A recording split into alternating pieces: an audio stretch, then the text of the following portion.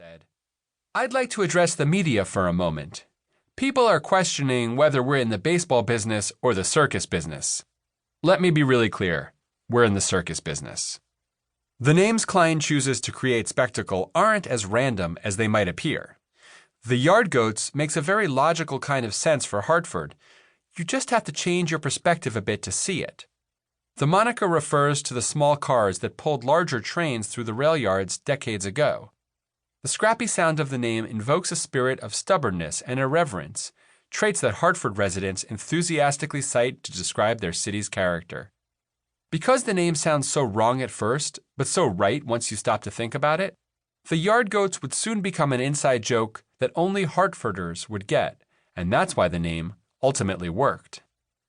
Klein could have made the citizens of Hartford and his client momentarily happy with a safer team name, like the Huckleberries, the choice of Hartford Courant readers, in honor of Mark Twain's history in the city.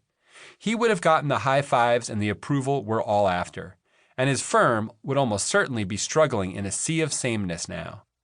Instead, he has found a way to overcome his natural bias to seek safety and approval. In doing so, he sparked a revolution of growth in what was becoming a stagnant industry. Klein is an unsafe thinker. He chose not to freeze in the face of the rapid changes tearing minor league baseball apart. Rather, he saw the turmoil as an opportunity.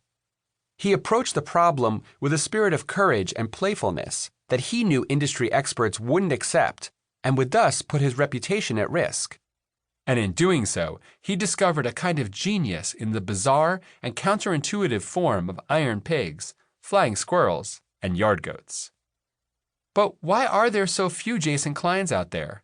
Why do a small number of individuals and organizations consistently thrive in conditions of rapid change, while so many more attain a certain level of success only to get stuck in a rut?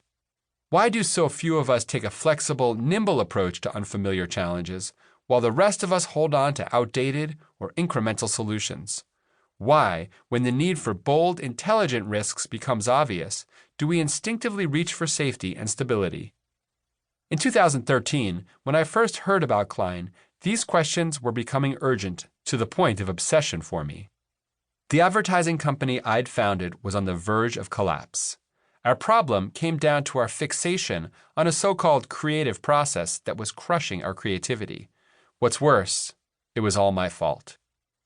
I had started Free Range back in 1999, straight out of college, when I was 24 years old, because I didn't think I could work well in a traditional corporate structure.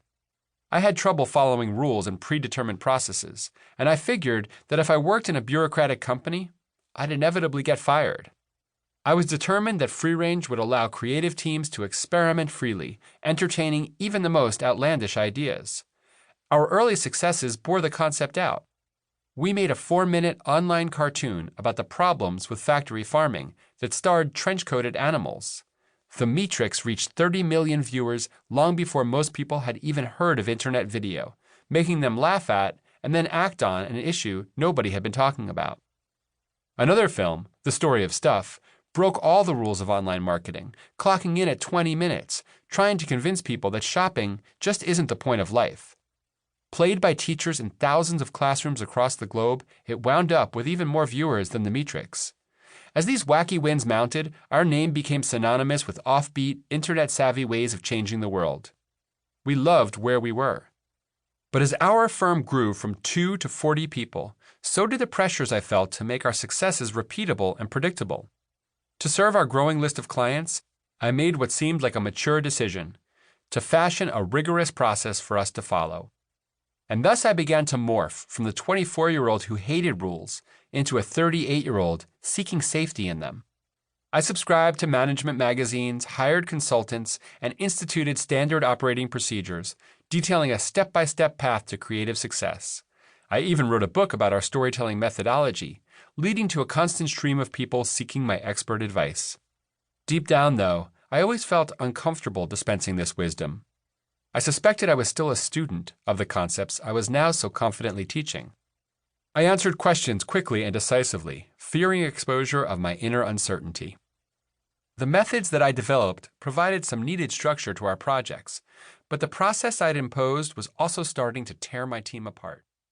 Once joyful